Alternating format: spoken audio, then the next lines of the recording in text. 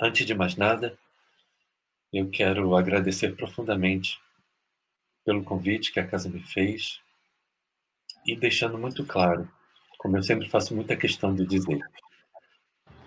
Na segunda carta de Paulo aos Coríntios, capítulo 11, versículo 5, capítulo 12, versículo 11, Paulo vai dizer mais ou menos a mesma coisa. Ele vai dizer que ele, dele mesmo, muito pouco tem a oferecer, que ele mesmo, ele nada é. E é exatamente nesta condição que eu me coloco aqui. Eu me coloco aqui como o último trabalhador do Cristo, mas que com boa vontade, com muito boa vontade, de tentar acalentar o coração das pessoas em todos os movimentos de suas existências, principalmente agora, neste em que nós estamos vivendo. O título de hoje é Alegria de Viver com Jesus. E eu digo para vocês que nós espíritas buscamos a casa espírita, assistimos palestra, tomamos passe, bebemos água fluidificada, fazemos os estudos, dirigimos palestras, trabalhamos em reunião mediúnica, fazemos irradiação, fazemos estudos, tudo isso. E é, sem dúvida alguma, fundamental termos a fé raciocinada. Evangelho segundo... Sim, para quem não me conhece, eu tenho o costume de fazer citações, ok? Então peço perdão quem não gostar, mas é minha forma de explanação. No Evangelho segundo o Espiritismo, capítulo 19, item 7, Kardec vai nos dizer: fé inabalável só é aquela que pode enfrentar a razão frente a frente em todas as épocas da humanidade. E é dito que o Espiritismo ela é uma fé raciocinada e ela é extremamente baseada nos estudos. Segundo estatísticas, nós espíritas somos a religião que mais estuda, que mais tem livros, que mais tem...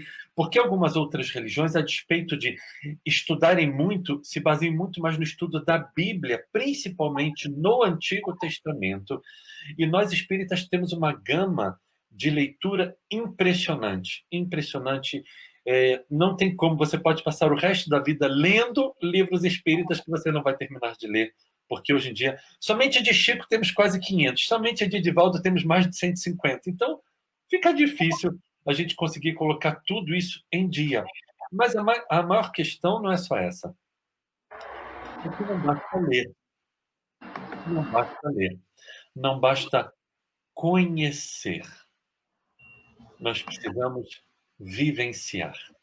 E aí, então, eu vou dar aqui um testemunho meu, um depoimento meu, coisa que eu já falei nas minhas lives. Quando eu me tornei espírita, eu comecei a frequentar uma casa espírita. Para quem não me conhece, eu sou judeu de nascença, sempre judeu. Não sou cristão, portanto, eu não conhecia Jesus, não sabia o que era o Pai Nosso, não sabia nada o que era o Novo Testamento, eu não fazia ideia do que era isso, não fazia ideia. No entanto, a primeira vez que eu adentrei uma casa espírita, por curiosidade, não foi nem pela dor nem pelo amor, lá em Florianópolis, onde eu residia, foi por curiosidade. Eu cheguei e falei, vou ver o que é isso, porque todo dia eu passava para ir para o meu trabalho pela Federação Espírita Catarinense, uma casa muito antiga, e todo dia eu lia lá, Federação Espírita Catarinense, falei, mas o que é isso, né? Enfim, ia seguindo o tempo, e um belo dia eu resolvi ler as letras miúdas. Palestras públicas, segunda e sexta, às 19 horas. Era uma sexta. E eu saía do meu trabalho às 18h30 e falei, eu vou lá ver que troço é esse. Adentrei a casa espírita, palestra se iniciou às 19 horas, ela se encerrou às 19h40. Às 19h40, eu era um espírita convicto, 100% espírita. 40 minutos depois, aquele judeu de nascença, que foi alfabetizado na língua no português e no hebraico simultaneamente, que estudou o Antigo Testamento no original em hebraico, que estudou em um colégio hebraico, cujo pai é rabino, 40 minutos depois ele era cristão. Eu. Imediatamente, eu fui estudar o Novo Testamento, este livrinho, Novo Testamento, as obras básicas, principalmente o Evangelho segundo o Espiritismo e o Livro dos Espíritos, as obras de André Luiz, e eu fui adentrando, me aprofundando. E pouco tempo depois, eu já era coordenador de um estudo do Evangelho segundo o Espiritismo, bem pouco tempo depois. Com tanta desculpa de eu estar ali sempre na casa espírita e fazendo trabalhos, dirigindo palestras, fazendo as preces, eu sentia que faltava algo. E eu estudava muito e eu sentia que faltava algo. Eu estudava muito e sentia que faltava algo. E eu ia na casa espírita e eu assistia a palestra, eu tomava passe, bebia água fluidificada, e eu dirigia a palestra e fazia as preces de início ou de encerramento e sentia que faltava algo. E os sábados à tarde coordenava o grupo de estudo do Evangelho segundo o Espiritismo, ou depois passou a ser terça-noite, e sentia que faltava algo. E eu falava, mas o que está faltando? E eu me prendia muito a duas passagens evangélicas de Jesus. Evangelho segundo João, capítulo 10, 10. Evangelho segundo João, capítulo 14, versículo 27.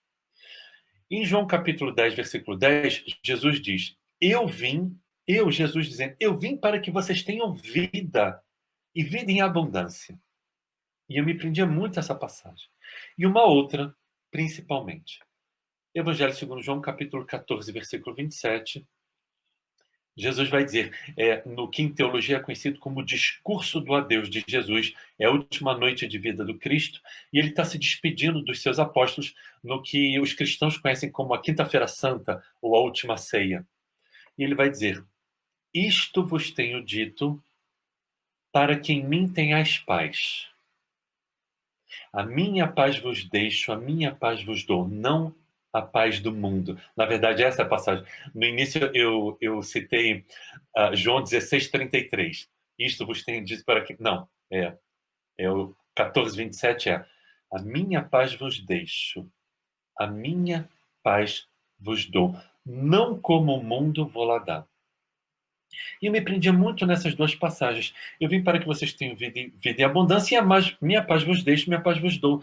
E eu ficava me perguntando, cadê a minha vida em abundância? Mas cadê essa paz? E eu estudava, e eu falava, eu estou fazendo alguma coisa errada. Tem alguma coisa errada que eu estou fazendo. Por quê?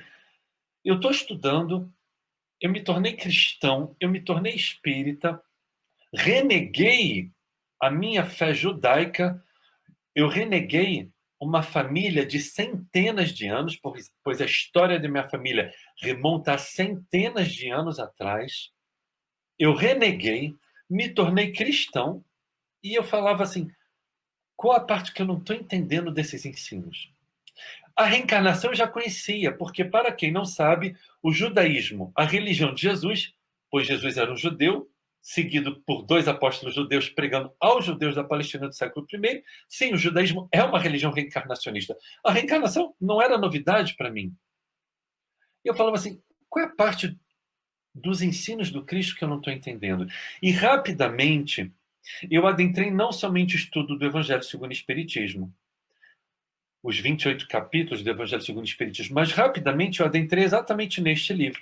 Então, tinha este livro, o Evangelho segundo o Espiritismo, é um livro novo, porque o meu antigo ele se desfez, ele se despedaçou, comprei um novo alguns anos atrás, e esse livro, o Novo Testamento, como eu sempre brinco, o meu não é um novo, é um velho, caindo aos pedaços, despedaçado, se desfazendo, Novo Testamento. Nos 28 capítulos do Evangelho segundo o Espiritismo, não foi possível a Kardec colocar os 8.000 versículos do Novo Testamento. E eu quis ir na fonte. Evangelho segundo o Espiritismo, mas deixa eu ir na fonte. E eu ia ali, e eu tentava, não entendia. Eu falei, cadê essa abundância de vida? Cadê essa paz? Eu estou estudando, mas eu não estou achando. E eu entendi. Eu entendi muito simples. Muito simples. Evangelho segundo o Espiritismo, capítulo 11, item 4. Evangelho segundo o Espiritismo, capítulo 11, item 9. Primeira mensagem de Kardec, a segunda de Lázaro. Capítulo 11, item 8. Perdão. Não é aqui. Não é aqui. É aqui. Evangelho segundo o Espiritismo, capítulo 6, item 5. Mensagem do Espírito Verdade. O advento do Espírito Verdade. O Espírito Verdade diz, espíritas, amai-vos. Eis o primeiro ensinamento. E instruí-vos. Eis o segundo. O primeiro ensinamento não é conhecimento. O primeiro ensinamento é o amor. O amor é, é e sempre foi. Eu afirmo. Eu afirmo. O amor é e sempre foi o maior ensino do Cristo. Jesus, então, lá no Sermão do Monte, quando ele inicia o Sermão do Monte, capítulo 5, 6 e 7 de Mateus, também tem Lucas, mas em Lucas ele está muito disperso, mas em Mateus, bem no início do Sermão do Monte, capítulo 5, versículo 17, Jesus diz uma frase singular. Não penseis que vim destruir a lei, eu não vim destruí-la, mas vim fazê-la ser cumprida. Ou seja, um judeu falando para outros judeus, ele está falando sobre a lei de Moisés. Simples assim. Ele não vim destruir a lei, eu vim fazê-la ser cumprida. E ao longo dos seus 3 anos de pregações, Jesus esteve entre nós por 3 anos, esteve pregando entre nós por 3 anos, ele viveu entre nós por 38 anos. Muito equivocadamente, a maioria das pessoas tem o equívoco de achar que Jesus desencarnou, morreu aos 33. Não. Jesus ele começa as suas pregações com 35 anos de vida e ele morre, desencarna aos 38 anos de existência. Então, eu já fiz um vídeo sobre isso.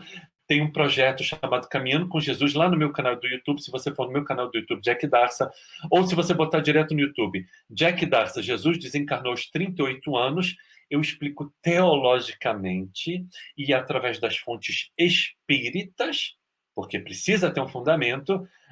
Como eu sempre digo, a doutrina espírita não vive de achismos. A gente precisa de dados concretos. Então, eu explico lá. Jack Darcy, Jesus desencarnou aos 38 anos. Caso você queira saber mais, vá lá e busque. Então, Jesus ele vai passar 3 anos pregando sobre o Antigo Testamento, os 46 livros daquilo que nós chamamos de Antigo Testamento, que naquela época não era antigo, era muito atual, porque era o único testamento que existia. Não existia o Novo Testamento. Ele sempre vai falar sobre amor. E nas pregações dele, ele não fala, porque lá em Deuteronômio, capítulo tal, lá em Levítico, lá em Números, porque o profeta falou isso. Ele não faz isso. Ele não faz isso. Nos sermões do Cristo, sempre, principalmente o Sermão do Monte, que é o nosso sermão mais conhecido, os 111 versículos do Sermão do Monte, capítulo 5, 6 e 7 de Mateus, Jesus vai falar sobre conduta devida. Conduta. Ele não fala para as pessoas estudarem a lei e os profetas. Ele fala para as pessoas se transformarem em pessoas melhores. Esse é o ponto fundamental da pregação de Jesus. Transformem-se, porque o reino de Deus é chegado. Marcos capítulo 1, versículo 15, Mateus capítulo 4, versículo 17, Mateus capítulo 10, versículo 7 e outros. Transformem-se, porque o reino de Deus está chegando, o reino de Deus é chegado. O que é transformar? Ele dá as regras de conduta no Sermão do Monte. E ele é muito específico a respeito disso. Quando a gente começa a descobrir que essa vida em abundância e essa paz que ele nos deixa, e por consequência, a alegria de viver, eu consigo entender que não é o quanto que eu sei. Definitivamente, queridos, com imenso respeito, definitivamente não é isso. É o quanto que eu vivencio. Uma outra pessoa, um outro dia, falou assim para mim, porque esse ano eu já li 47 livros espíritas. Nossa, é quase um livro por semana. E como eu tinha uma certa intimidade com essa pessoa, e a gente brincava muito, e eu falei assim, mas fulano, me diz aqui uma coisa, o quanto que você aprendeu? O quanto que você vivencia? Porque não adianta eu ter conhecimento. Eu posso ter uma memória impressionante, incrível, e gravar tudo aqui, apesar de 47 livros, eu acho. Mas o quanto que você vivencia? Queridos, vivenciar está aqui, é no coração. Então, a fé raciocinada, o espiritismo, esta fé raciocinada, ela faz com que a gente entenda melhor por que nós estamos aqui, por que nós passamos por desafios e qual vai ser o nosso amanhã. Para o espiritismo fala sobre o futuro, o espiritismo, ele lê o futuro, entre aspas, sim. Entre aspas, sim. Eu posso ler o futuro de qualquer pessoa aqui, que esteja aqui. Vou ler o seu futuro agora. Eu botei aqui minha bola de cristal para carregar a noite toda, eu estou com a minha bola de cristal aqui. Presta muita atenção, porque eu agora, nesse momento, eu vou prever o futuro de cada um de vocês. O seu amanhã depende do seu hoje. Simples assim. É simples assim. Quem seria eu no amanhã depende de quem eu sou hoje. E hoje eu sou o resultado do meu ontem. Seja de ontem mesmo, sexta-feira, seja o meu ontem de algumas vidas pregressas. Eu sou esse resultado. Você é esse resultado. Cada desafio que eu enfrento, cada desafio que nós todos enfrentamos, é o resultado das nossas atitudes passadas. Lei de ação e reação, causa e consequência, que não é uma lei espírita, é uma lei do Cristo. Está lá, Evangelho segundo Mateus, capítulo 7, versículos 1 e 2, Evangelho segundo Mateus, capítulo 6, versículo 12, versículo 14. Simples assim. Lei de ação e reação é uma lei de Jesus, está lá no Novo Testamento. O que você faz, volta para você.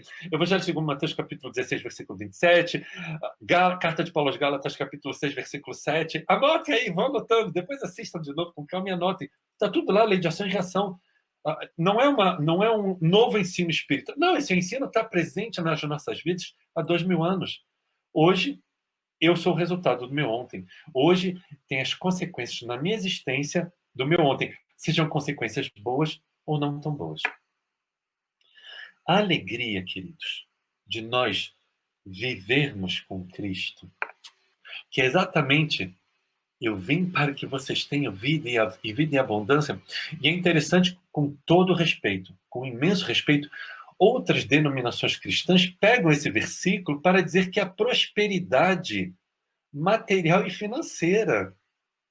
E eu pergunto, onde que nesse livro Jesus está falando sobre prosperidade material e financeira? Perdão, eu desconheço. Eu desconheço. 8.000 versículos, um ou outro a gente conhece. Eu desconheço um versículo sequer de Jesus falando sobre prosperidade material e financeira. Evangelho segundo Mateus, capítulo 6, versículo 33 e 34, ele vai dizer o seguinte, e ele está falando, sim, ali sobre riqueza material, sim. Mas o que ele fala? Buscai antes o reino de Deus e a sua justiça, e todas as outras coisas vos serão acrescentadas.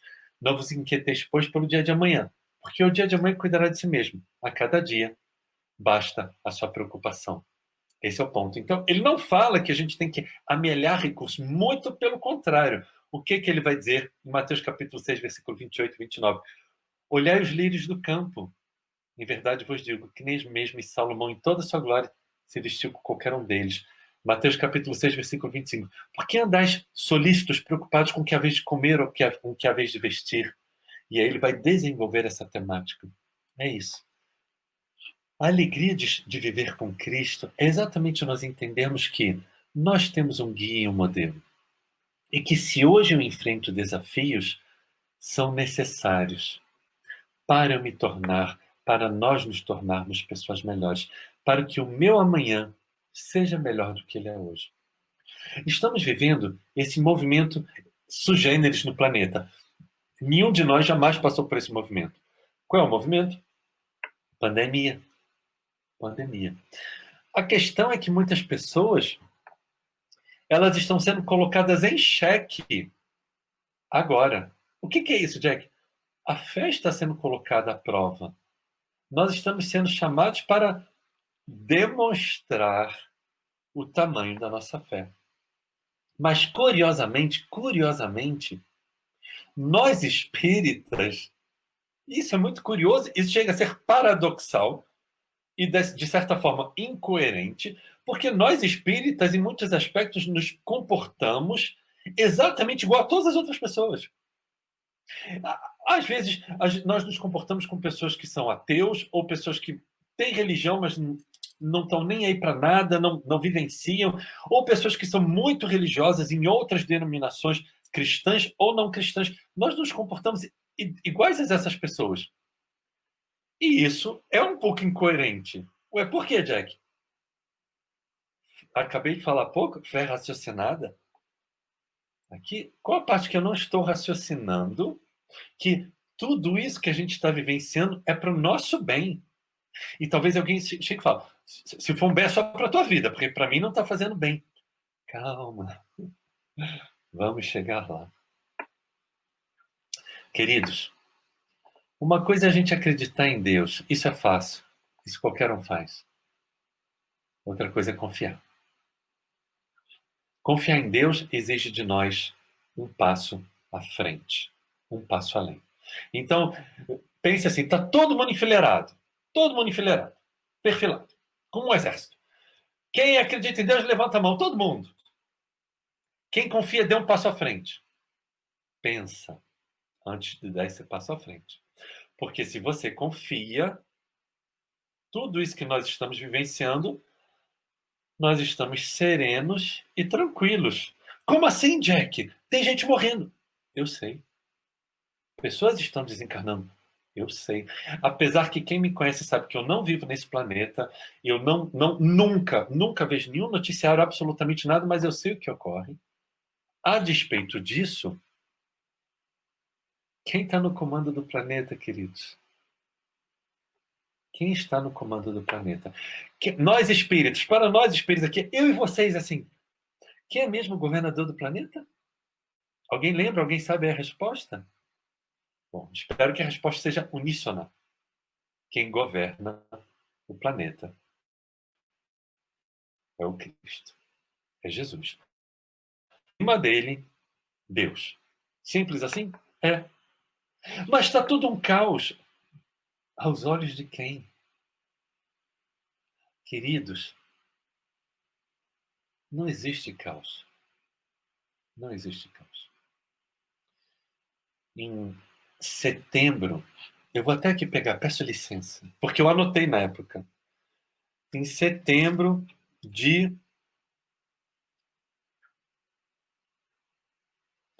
Setembro não. 23, isso foi tão marcante para mim que eu anotei no meu Novo Testamento. 23 de outubro de 2009. Um espírito me disse: mesmo no caos aparente, o Cristo está no comando. Aquilo foi tão marcante para mim quando aquele espírito me disse isso que eu anotei. Mesmo no caos aparente, o Cristo está no comando. Queridos, é a aparência que as coisas estão fora de controle. Não estão. Mas como assim, Jack? Já vi mesmo que você não sabe de nada do que está acontecendo. Você não sabe que a gente está isolado e a gente aí abre tudo e depois eles mandam fechar tudo de novo e depois abre. Você não está vendo? Calma. Homens, onde está a vossa fé? Evangelho segundo Mateus, capítulo 8, versículo 25, 26 e 27. Homens, onde está a vossa fé? É a pergunta que Jesus faz para os seus discípulos quando ele está atravessando o lago de Genezaré, o mar da Galileia, o mar de Tiberíades, o nome que você queira dar, e o barco está afundando, tem uma grande tempestade, eles acordam Jesus e falam assim, perecemos. Eles não falaram assim. Eles devem ter acordado Jesus, porque Jesus estava dormindo no barco. E eles falam assim, a gente vai morrer. E Jesus se levanta, acalma a tempestade, o vento e o lago, porque é um lago, não é um mar. Mas ele é tão grande que as pessoas chamam de mar também, naquela época. E ele fala, homens, onde está a vossa fé? Queridos, agora, todos nós estamos sendo chamados para mostrar o tamanho da nossa fé. Agora é uma hora que a gente está numa tempestade, mais ou menos sim. Mas não é uma grande tempestade, não é um ciclone, não é um furacão, não é. Por favor, entendam, com imenso respeito. Como eu sempre digo nas minhas lives, eu gosto de deixar isso muito claro. Com imenso respeito, compaixão, empatia e alteridade pelo próximo, não é uma tempestade imensa. Nós não estamos vivenciando uma primeira ou uma segunda guerra mundial, nós não estamos vivenciando uma gripe espanhola que foi exatamente um século atrás, nós não estamos vivendo uma peste negra, nós não estamos vivenciando isso, queridos. Estamos vivenciando um movimento, sim, de um certo desencarne coletivo, sim. Só que isso que nós estamos vivenciando não é para fazer com que mais pessoas desencarnem. Veja, se fosse para fazer muitas pessoas desencarnarem, isso era fácil. E de novo, estou falando isso com imenso respeito. No início deste século, tivemos a tsunami na Indonésia, que em um espaço de uma semana morreram 200, 300 mil pessoas em um espaço rápido, em um lugar. Atingiu a mim? Não. Será que atingiu algum de vocês? Sim, eu tinha um parente que estava lá, ok, mas não atingiu a população do globo como um todo? Não. Então, aquele desencarne coletivo que esteve lá naquele lugar é diferente do que estamos vivenciando hoje. Hoje nós estamos vivenciando um momento de autoconhecimento. Eu passo a ter mais alegria de viver quando eu entendo que quem é o governador do planeta é Jesus. E eu passo a agir na minha vida da seguinte forma: eu faço tudo que com câmera esquisita, né? Quando a gente está na palestra é mais fácil, né? Mas eu faço tudo que está ao meu alcance, aqui minhas mãos, e depois que você faz tudo que está ao teu alcance, Jack, você entrega. Está aqui, Pai, eu te entrego. Esse é o movimento. Aí eu estou mostrando que eu estou confiando em Deus, nosso Pai, meu Pai, seu Pai, em Jesus, meu mestre, seu mestre. Ou seja, Pai, fiz tudo o que estava ao meu alcance e agora eu entrego. Está nas tuas mãos. Que seja feita a tua vontade. A grande questão é que muitos de nós, quando tem aqui, é a famosa história do copo d'água, né? Você está enxergando ele meio cheio ou meio vazio? Queridos, nós precisamos nos acostumar a enxergar o copo meio cheio. Nas minhas lives e nas pessoas que eu converso ao redor do planeta inteiro, eu converso com pessoas no planeta inteiro, a semana inteira, 7 dias por semana. Ainda há pouco eu estava conversando com uma pessoa da Coreia. Eu preciso entender que essa vivência nossa, ela pode trazer para nós boas coisas, boas consequências, mas depende de cada um de nós. Se eu sou pessimista em relação à vida, em relação a esse movimento, e eu estou desesperado, estou ansioso, estou nervoso, nós precisamos nos perguntar, mas espera aí a gente precisa usar a fé raciocinada. Espera aí, por que eu estou agindo assim? Mas é preciso a gente adentrar esse processo de autoconhecimento. Por que eu estou agindo assim? Por que eu estou nervoso? Por que eu estou desesperado? Por que eu estou ansioso?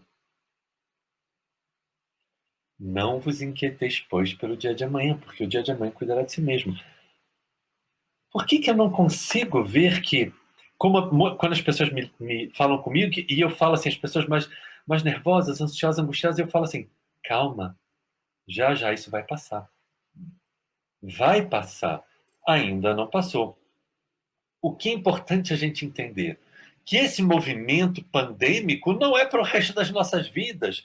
Gente, a gente está vivendo isso desde março.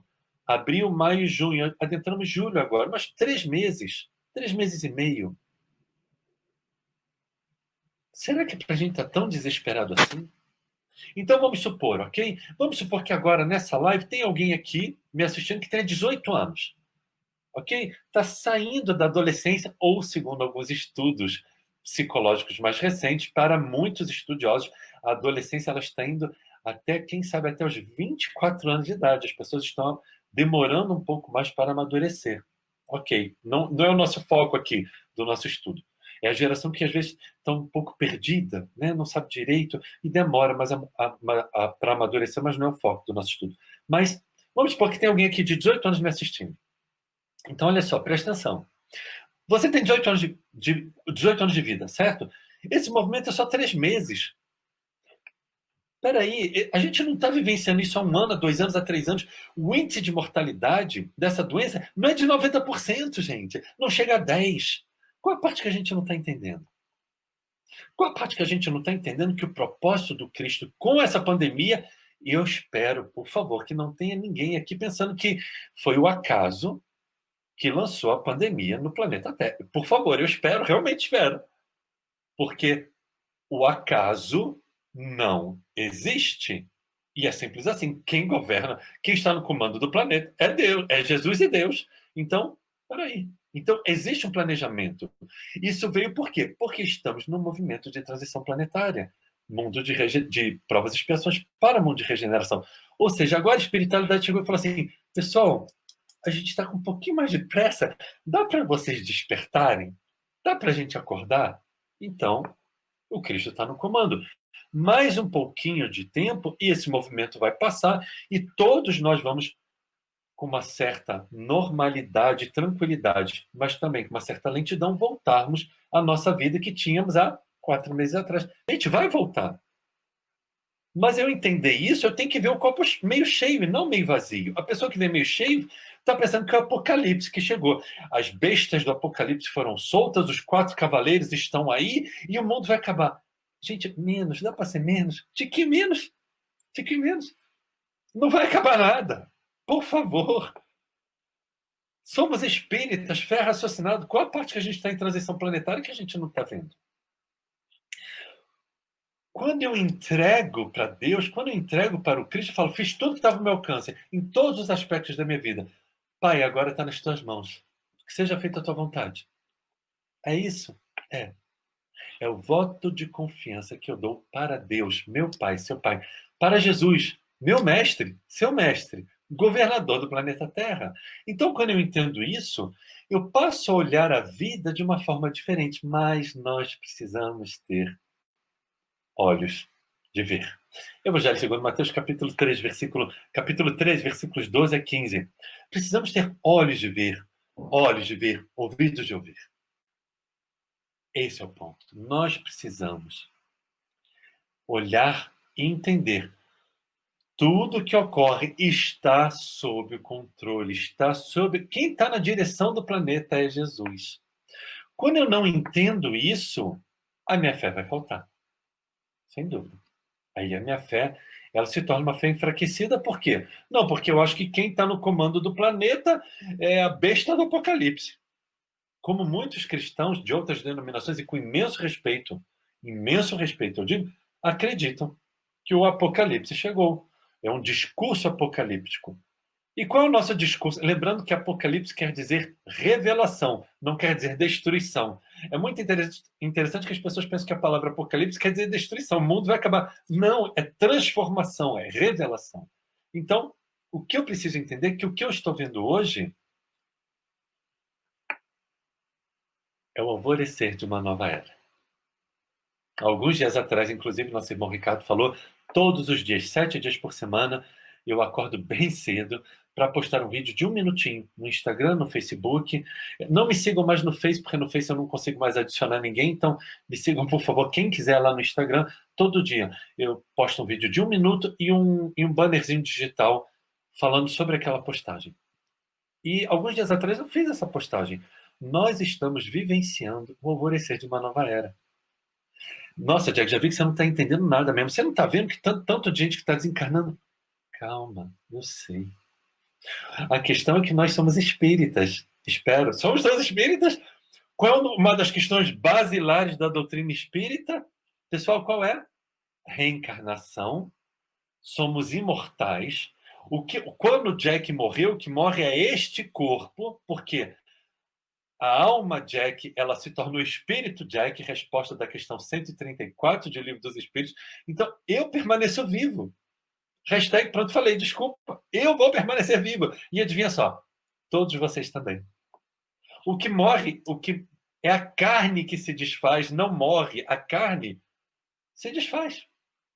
Volta para a terra, ou é doado, ou seja lá o que for. Incinerado. Não, seja o que for. Mas a alma, ela permanece viva. Portanto, eu permaneço vivo. De que jeito? Desse jeitinho aqui. Quando eu desencarnar, eu vou continuar careca. Eu vou continuar desse jeito. É simples assim? É. É claro que existem processos, né, de ideoplastia quando a gente desencarna e também no é o foco da nossa palestra. Mas o que eu estou querendo mostrar? Que nós permanecemos vivos. Então, estamos vivenciando agora esse alvorecer de uma nova era. Que nova era? Mundo de regeneração.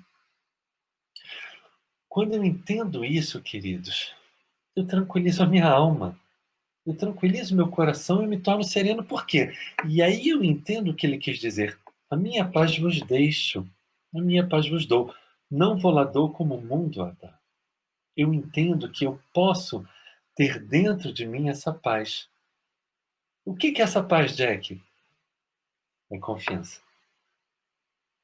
A paz dentro de nós, queridos, são duas coisas. A primeira é confiança. Mas para eu confiar, antes eu preciso agir. Você lembra do que eu falei? Buscai antes o reino de Deus e a sua justiça, e todas as outras coisas vos serão acrescentadas. Não vos inquieteis, pois, pelo dia de amanhã. O dia de amanhã cuidará de si mesmo. Tá, o que isso quer dizer? Muito simples. Evangelho segundo Mateus capítulo 26, versículo 39. Lucas 22, 40. Marcos 14, 34. Já viram, né? Eu gosto dessas passagens. 14, 36. Vigiai e orai. Oi? Vigia e ora.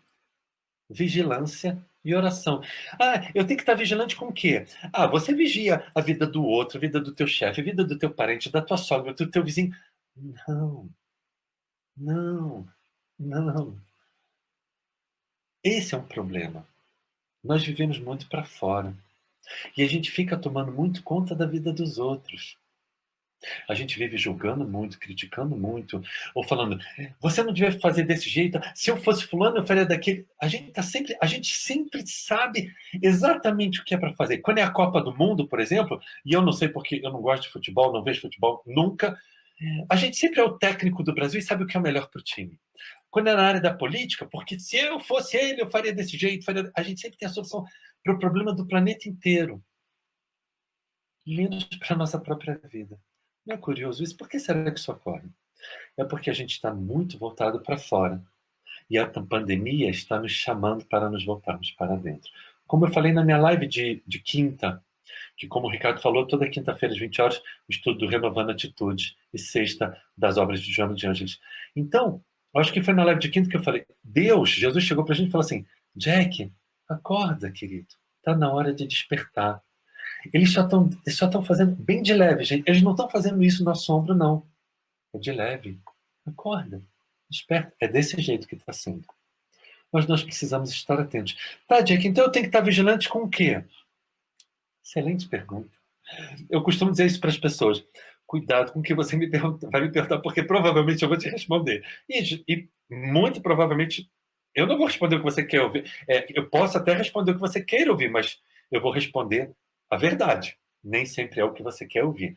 Porque Evangelho segundo João, capítulo 18, versículo 37. É Pilatos conversando com Jesus e ele vai falar: todo aquele que é da verdade ouve a minha voz. Então, eu tento falar, mostrar para a pessoa a verdade, porque às vezes é necessário, mas com amorosidade, porque precisamos saber nos comunicar. Então, precisamos estar vigilantes, queridos, com o que nós pensamos, com o que nós assistimos, com o que nós lemos, com o que nós ouvimos, com o que nós falamos e com o que nós fazemos. Precisamos principalmente estar atento ao que a gente anda falando. Principalmente. Principalmente. Porque todas essas atitudes, pensar, ver, ouvir, falar e fazer, são energias que nós emanamos para fora. E sabe esse ditado que sempre teve aqui, de um tempo para cá, alguns anos para cá, todo mundo fala gentileza gera gentileza? Precisamos entender que toda energia que eu emano, ela volta para mim. Então, quando eu começo a estar mais atento, o que eu ando pensando? O que eu ando assistindo na TV? Quais as notícias que eu ando lendo? Ao que eu ando prestando atenção? O que eu ando falando? O que eu ando fazendo? Quanto mais vigilante eu tiver nessas minhas atitudes, e como eu sempre digo, não é perfeição, mas é o esforço nessa vigilância, mas eu estou com a consciência tranquila. Quanto mais consciência tranquila eu estou, mais eu entrego nas mãos de Deus do que falando assim, olha, eu fiz o meu melhor. Eu sei que eu não tirei nota 10, mas eu acho que hoje eu fui uns 6, 6,5. E você entrega. É desse jeito? É. É desse jeito, queridos. Ter a alegria de viver com Cristo, a paz que Jesus nos deixou, a abundância de vida que a gente tem que ter, é uma questão muito simples. É nós vivenciarmos o reino de Deus dentro de nós. O problema é que a gente fica sempre esperando fora. A gente sempre fica esperando das medidas do governo, das medidas do planeta. Não, está tendo transição planetária, mas eu não tenho nada que ver com isso. Isso é com Jesus, espiritualidade esperou, eu vou esperar chegar. Você não entendeu qual é o conceito de mundo de regeneração. Não é isso, não. O conceito de mundo de regeneração, queridos, é o conceito básico do ensino de Jesus e da doutrina espírita. Reforma íntima. Esse é o ponto. Evangelho segundo Lucas, capítulo 17, versículo 20 e 21. Onde está o reino de Deus? E Jesus, no versículo 21, ele diz: Eis que muitos vos dirão que o reino de Deus está aqui, que o reino de Deus está acolá.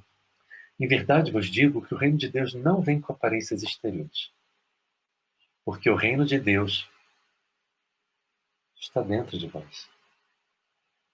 Esse é o ponto. E já finalizando, para abrirmos para as perguntas e respostas, queridos, a alegria de viver com Cristo, a alegria de viver na nossa vida com vida e abundância e sentirmos essa paz que Ele nos deixou, é quando o reino de Deus se faz presente nas nossas vidas. Quando nós estamos mais atentos e nos esforçando para sermos pessoas melhores, não perfeitos, porque nenhum de nós será nessa vida.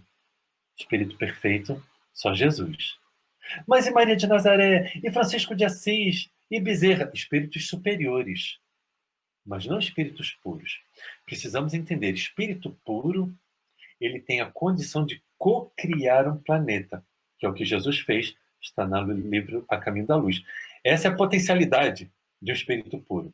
Então, desconheço, peço perdão pela minha ignorância, desconheço na doutrina espírita obras que digam que algum outro espírito puro, de primeira grandeza, conforme está descrito lá nas questões 100 a 113 do Livro dos Espíritos, espírito puro, de primeira grandeza, sem ser Jesus, já tem estado no nosso planeta. Eu desconheço. Espíritos evoluídos, superiores, os ministros de Jesus, tudo isso sem dúvida, mas espírito puro. Então, só o espírito puro não erra. Então, eu não tenho que querer ser perfeito. Porque eu querer ser perfeito, mania de perfeição, é algo que precisa ser avaliado.